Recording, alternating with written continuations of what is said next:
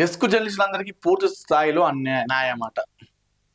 నిజంగా desk journalist లేకపోతే ఈరోజు పెద్ద పెద్ద ఛానళ్ళల్లో, శాటిలైట్ ఛానళ్ళలో న్యూస్ రీడర్లు కావచ్చు, న్యూస్ యాంకర్లు కావచ్చు, న్యూస్ ప్రజెంటర్లు కావచ్చు, ఎవ్వరు కూడా లేదు. ఆ ఛానల్ కూడా లేదు. ఈరోజు ఒక ఛానల్ ముందుకు వెళ్తుందంటే డెస్క్ జర్నలిస్టులు కొట్టేటువంటి స్క్రిప్ట్ రైటింగే. వాళ్ళు వార్తలు కొట్టడం వల్లనే ఈరోజు ఎన్నో ఛానళ్ళు ముందుకెళ్ళినాయి. ఎంతోమంది న్యూస్ రీడర్లు, ఎంతోమంది న్యూస్ ప్రజెంటర్లు, న్యూస్ యాంకర్లు ఈరోజు చాలా ఫేమస్ అయ్యి లక్షల జీతం తీసుకుంటారంటే దాని వెనకాల ఉన్నటువంటి డెస్క్ జర్నలిస్టులే.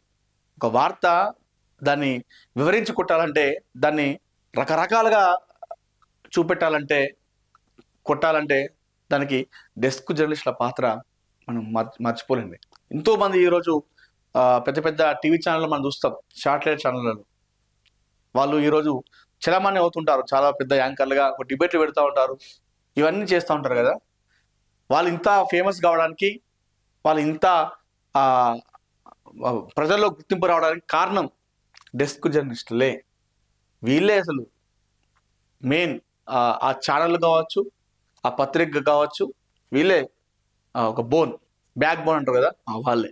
ఇప్పటికీ డెస్క్ జర్నలిస్టులు ఇప్పటికి కూడా తాము నమ్ముకున్న సిద్ధాంతం కోసం పనిచేస్తూ ఉన్నారు. చాలా మంది కూడా ఇప్పటికీ మనం చూసినాం. ఇప్పుడు మీడియా అంటే ఎట్లా తయారైపోయిందో, ఇలాంటి జనరేషన్లో కూడా, ఇలాంటి సమయంలో కూడా డెస్క్ జర్నలిస్టులు తమ నమ్ముకున్న సిద్ధాంతం అంటే మీడియా అంటే ఎలా ఉండాలో ఆ విలువలను ఇప్పటికీ పాటిస్తున్నారు. అదే 10,000, 8,000, 12,000, 15,000 జీతం తీసుకున్నటువంటి డెస్క్ జర్నలిస్టులు ఇప్పటికి 10ల సంఖ్యలో ఉన్నారు. చాలా మంది ఉన్నారు. ఇక బయట నిన్న మొన్న వచ్చిన వాళ్ళు బయట మస్తు అక్కడక్కడ మనం చూస్తాం, సంపాదించుకుంటారు బయటకు వెళ్తే. డెస్క్ జర్నలిస్టులకు అలాంటివి ఉండదు. వాళ్ళు లోపలే ఉంటారు, ఆఫీసులోనే. సో వార్తలు కొడతా ఉంటారు. ఇప్పటికీ తాము నమ్ముకున్న విలువలు, నమ్ముకున్న సిద్ధాంతాల కోసం, అంటే మీడియా అంటే ఎలా ఉండాలనేది ఇప్పటికీ పాటిస్తుంటారు. బయట అక్కడక్కడ మనం చూస్తున్నాం కదా, మీడియా అంటే ఎలా అయిపోయిందో. కొన్ని కరెక్ట్ అయిపోయింది, మనం అవునన్నా కాదన్నా. అట్లా ఉన్నా అని తెలిసినప్పటికి కూడా అదే 10,000, అదే 12,000, అదే 15,000 జీతం తీసుకున్నటువంటి డెస్క్ జర్నలిస్టులు ఇప్పటికి ఉన్నారు.